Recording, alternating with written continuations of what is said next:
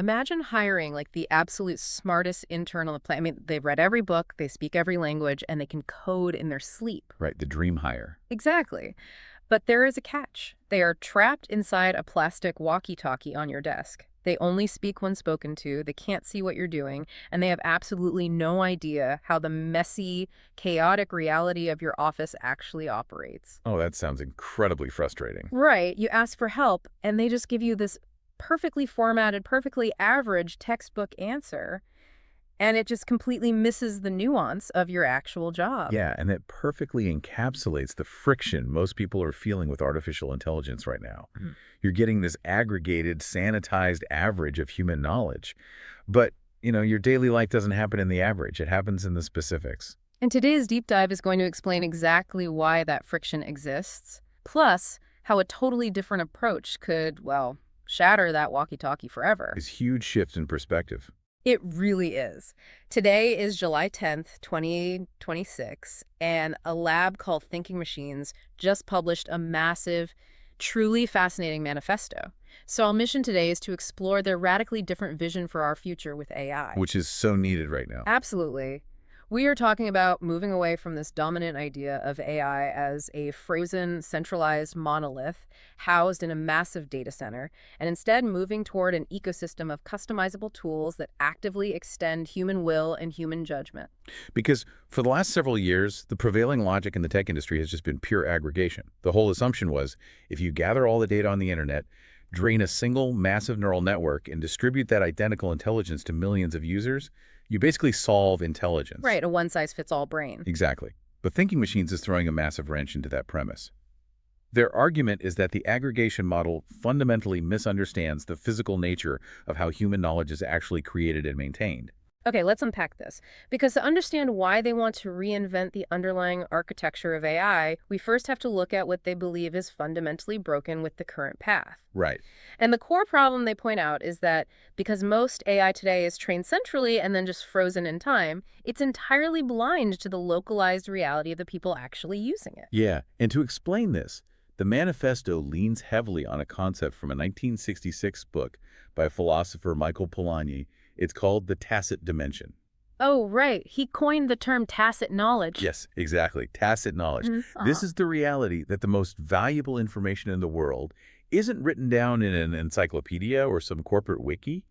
It's held privately in the minds, the instincts, and the muscle memory of the people doing the work. The source material uses the examples of a local shopkeeper and a master chef, which I think really grounds this idea. Oh, for sure. Consider the chef. A recipe is explicit knowledge, right? You can just scrape that from a website. Obviously. 2 cups of flour, 1 egg. Right. But the tacit knowledge is how the chef adjusts the seasoning, because the tomatoes this season are slightly more acidic, or how they know the exact sound the butter makes in the pan right before it browns. Oh, wow. Yeah, you can't put that in a database. Exactly. Or think about the shopkeeper who constantly rearranges the front display based on subtle shifts in foot traffic or like the mood of the neighborhood that week. That is highly complex, localized, fleeting knowledge. It's a constant real-time loop of trial, error, and physical feedback. A centralized web crawler cannot scrape intuition. It just can't. You know, that makes me think of trying to teach someone how to ride a bicycle, but you only hand them a physics textbook. Oh, that's a great analogy. Right. Like, you can explain the rules of gravity, gyroscopic motion, and momentum with perfect mathematical precision, but the actual physical feel of balance, you can't read that. It is entirely tacit. Yeah, you only learn it by getting on the bike, wobbling around, and feeling the feedback from the asphalt through the handlebars. And because that tacit knowledge is fundamentally dispersed across billions of individuals, trying to vacuum it all up into one centralized AI is structurally impossible. The Manifesto actually draws a brilliant historical parallel here. To Friedrich Hayek's 1945 essay on economics, right? Yes. Hayek argued that centrally planned economies inevitably fail, not because the central planners are foolish, but because of the calculation problem. A central authority can never have access to the hyper-localized, rapidly changing knowledge that individual buyers and sellers possess. So Thinking Machines is arguing that centralized AI models face the exact same calculation problem, A giant brain in the Silicon Valley server farm is inherently blind to the on-the-ground reality of a factory floor in Ohio or like a kitchen in Tokyo. Precisely. It lacks the local context required to be truly intelligent in those spaces. Now, to be completely fair to the current tech landscape, the source does acknowledge two major exceptions where autonomous centralized AI works incredibly well: chess and math. Right. But those exceptions actually prove the rule. Chess and mathematics are closed systems. The rules are universally fixed, the goals are static like proving a theorem or achieving checkmate, and critically, there is zero hidden information. Because the entire state of a chessboard is fully observable at all times. Exactly. But the real world is partially observable. It's incredibly messy. Outside of closed systems, raw computational intelligence is virtually useless without local context. And we actually have historical proof of what happens when you strip that local, messy knowledge out of the system. Look at Toyota. This detail from the Manifesto really stood out to Oh me. yeah, the 2014 initiative. Yeah, in 2014, Toyota, the absolute pioneer of the highly automated robotic assembly line, started pulling automated machines off their lines, and they replaced them with human expert craftsmen. Which sounds totally backward for a tech-focused company. But the initiative was led by a master craftsman named Mitsuru Kawai, and his operational logic was brilliant. What did he realize? Kawai realized that if you just let the machines run autonomously, human craftsmanship begins to degrade. The workers literally forget how to make the parts. Wow. And the profound realization was that to be the master of the machine, you must possess the tacit knowledge required to teach the machine. When human knowledge stagnates, the machine loses its only source of improvement. So they aren't just independent tracks. Human knowledge and machine intelligence are supposed to be locked in a symbiotic loop. Exactly. The AI shouldn't be erasing the differences between companies by giving them all the exact same standardized output. It should be absorbing their unique, localized expertise. Which brings up a huge issue, because here is where the technical bottleneck comes in. If we accept that AI desperately needs this highly localized, tacit knowledge to keep improving, we have to look at the interface. Right, the way we actually talk to these systems. Because right now, we are trying to force all of human intuition through a tiny, low-bandwidth pipe. Here's where it gets really interesting. The Manifesto points the finger directly at the text box, the blinking cursor. Yeah, it is a massive bottleneck. You type a prompt, you hit enter, and you wait. It completely strips away all the nonverbal richness of how human beings actually collaborate and convey intent. So how do we fix that? Well, Thinking Machines proposes a structural solution they call interaction models. They are arguing against the current practice of taking a static language model and just bolting a chat interface onto it. Okay. Instead, they're advocating for architectures natively built from the ground up for continuous multimodal interaction. Wait, I need you to break that down for me. What makes an interaction model technically different from me just talking to my current AI app using the microphone? Okay, so current models are fundamentally turn-based and autoregressive. They wait for your entire prompt, then they predict the next word one at a time until they finish. Right, like a walkie-talkie. Over and out. Exactly. But an interaction model relies on a continuous streaming architecture. It processes audio, visual cues, gestures, and text simultaneously and in real time. It processes the hesitation in your voice. Oh, wow. So it hears me say, and factors that in. Yes. It understands when you point at something on your screen. It dynamically halts its own processing when you interrupt it mid-sentence or change your mind aloud. It operates like a real-time collaborator, capable of shifting context instantly without waiting for you to hit send. Think about working with your absolute favorite human coworker. It is a messy, dynamic back and forth. You talk over each other, you sketch on whiteboards, you correct course in real time. Right, it's fluid. It is not like slipping a highly engineered request under a closed door and waiting for them to slip a finished spreadsheet back. And that fundamental difference in behavior highlights a major flaw in how the AI industry currently measures success. Thinking Machines points directly to NPQ's 2025 Time Horizon benchmark as a prime example of this skewed perspective. Right. MTR's benchmark tracks how long an AI agent can execute a software engineering or research task completely on its own, without any human intervention. Exactly. It measures pure autonomous duration. And while that is a mathematically valid metric, it entirely ignores the metric of human-machine symbiosis. It only measures what the AI can do in isolation. Which totally misses the point of collaboration. Right. If your entire evaluation framework is built around maximizing autonomous task completion, You are inherently designing a replacement for the human rather than an interactive collaborator. Okay, but I want to push back on something the manifesto claims right around here because I think it's a trap we could easily fall into. They state that the best interaction models will anticipate what you need before you even ask, earning the right to act on your behalf. Mhm. But if the AI is doing everything before I even ask for it, doesn't that just make me a passive observer? How do we ensure we're still actively shaping this tool rather than just getting intellectually lazy and letting the machine drive? That tension is exactly why the Toyota example matters. If the system is truly multimodal and interactive, you aren't passive. You are Kawhi on the assembly line, constantly correcting and refining the machine's behavior. Okay, I see. The distinction lies in what the machine is anticipating. It shouldn't be anticipating or deciding the final goal. It should be anticipating the tools you need to achieve the goal you have set.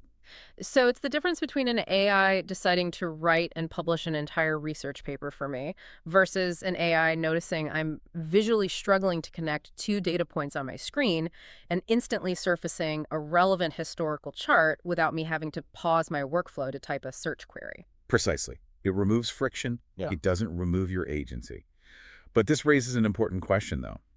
If the human is supposed to be setting the goals, who dictates what a good or moral goal is in the first place? Oh, that's a huge question. Yeah, and that transitions us from a technical bottleneck into a profound societal danger. If we connect this to the bigger picture, we have to talk about values.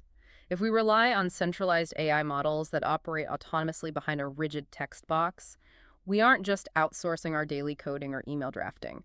We're actively outsourcing our human values to a handful of servers. The Manifesto cites a 2025 paper by researchers Luke Drago and Rudolph Lane outlining something called the intelligence curse. It is a concept that maps the resource curse of nation-states onto artificial intelligence. Like when a country only relies on oil and stops caring about its people. Exactly. The theory argues that the social contract in any society relies on the fact that central authorities actually need the productive capabilities of regular people. A government needs its citizens' labor and taxes. A massive corporation needs its workers' output. But if a centralized power, whether that's a massive tech monopoly or an autonomous superintelligence, achieves a state where it no longer relies on the cognitive or productive capabilities of the public, it fundamentally loses the incentive to care for their needs. Right, it becomes insulated, it stops responding to diverse human values, and focuses purely on its own self-preservation and efficiency. When citizens are no longer needed to produce economic value, their values are no longer required to shape the system. They become obsolete to the process of governance. It's a terrifying prospect. It really is. The source material actually quotes a 2026 encyclical by Pope Leo XIV to hammer this point home. And just as a reminder to you listening, we are impartially reporting the viewpoints cited in this manifesto, not endorsing any specific religious stance here. Right, of course. But the quote they chose is a brilliant summary of this danger. The Pope wrote, "A more moral AI is not enough if that morality is determined by a few." That observation cuts straight to the reality of neural network training. Even assuming the absolute best, most altruistic intentions of a centralized AI lab, a single flagship model shaped by a small team of engineers is inevitably going to encode the specific cultural, political, and operational values of its owners. Yeah, it cannot possibly reflect the nuanced, localized values of the millions of individuals relying on it. And they describe the current trajectory as a generational echo chamber. Because as of today, AI labs are routinely training their newest frontier models using the synthetic data, the outputs, and the reward signals generated by their previous flagship models. Wait, so they're training the new AI on the old AI's answers? Yes. The technical term is model collapse, but philosophically, it creates an intellectual monoculture. Each successive generation of AI inherits and amplifies the specific tastes and biases of its parent model. So it's like a copy of a copy? Exactly. The mathematical probability of generating an unpredictable, weird, or highly creative thought gets averaged out.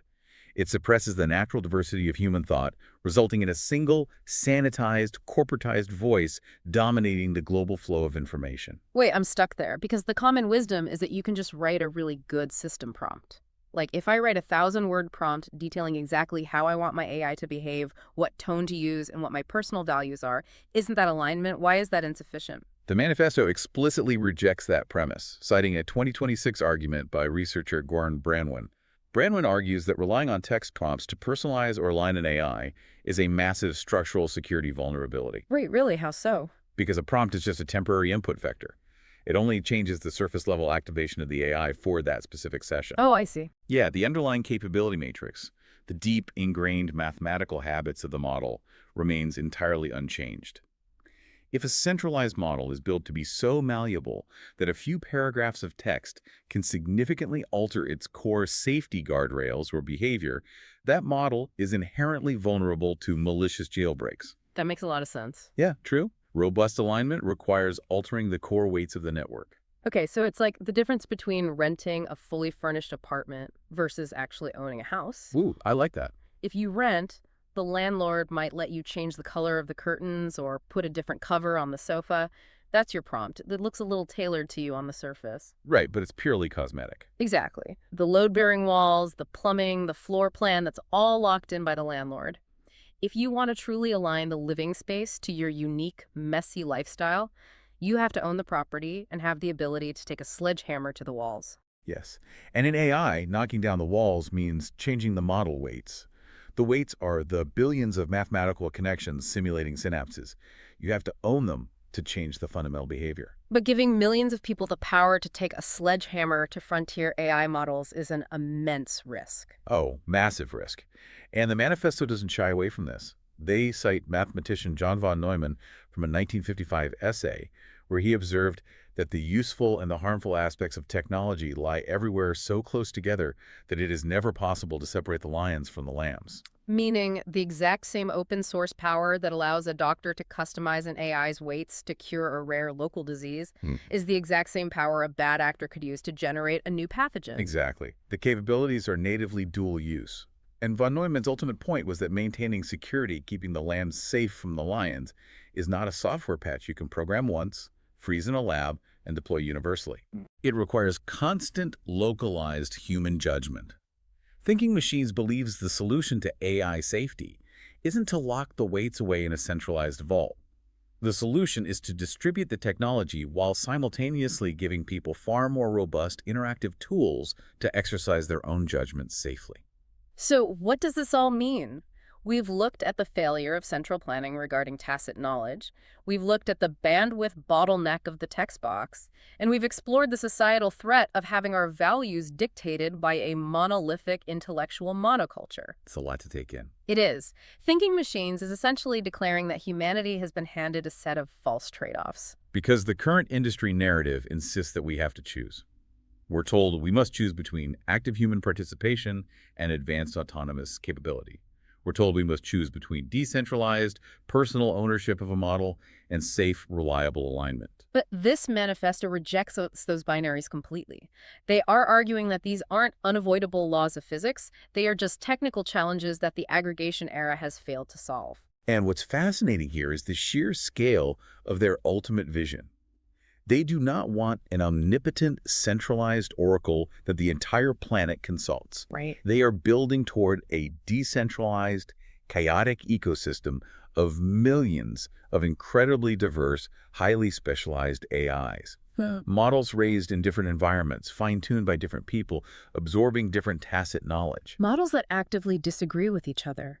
Models that compete, negotiate, and learn from one another's localized experiences. Exactly. They explicitly state that humanity has always flourished through friction, individual weirdness, and creative tension. Their stated goal for the future of artificial intelligence is to, quote, keep the weirdness alive. I love that phrase, keep the weirdness alive. And for you listening, I think that is the most empowering practical takeaway from this entire document. Oh, absolutely. Your individual weirdness, your hyper-specific skills, your strange intuitive leaps, your messy, unscrapable knowledge about how your specific world operates that is not a bug for some centralized AI to average out. Right, it's a feature. In this emerging vision of the future, your weirdness is the most valuable asset in the economy. It is the vital tacit knowledge required to teach the machines and push human intelligence forward. The narrative completely flips. You are no longer the obsolete worker waiting to be replaced by an autonomous agent. You are the essential engine of meaning, context, and value. Which brings us to the end of our analysis of the Thinking Machines Manifesto. We've covered the mechanics, the bottlenecks, and the structural vision for a decentralized future. But the source material leaves us with one final, deeply philosophical anchor point that we want to pass directly to you. Yeah, the conclusion is really powerful. They draw on the 1958 work of philosopher Hannah Arendt, specifically her book, The Human Condition. Right. She warned against a strictly utilitarian view of the world, a society where everything and everyone is measured solely by their efficiency and use value. Drawing on Kantian ethics, she established a fundamental rule for a technological society. A human being must always remain an end in himself, never merely a means to an end. And as frontier AI becomes more powerful, more multimodal, and more deeply integrated into every second of your daily life, this is the question you have to ask yourself. Are you actively using the machine as a customizable means to achieve your own highly personalized, brilliantly weird goals? Or is a frozen, centralized AI ecosystem quietly using you as a means simply to generate its next batch of training data, something to mull over? Until next time, keep your weirdness alive.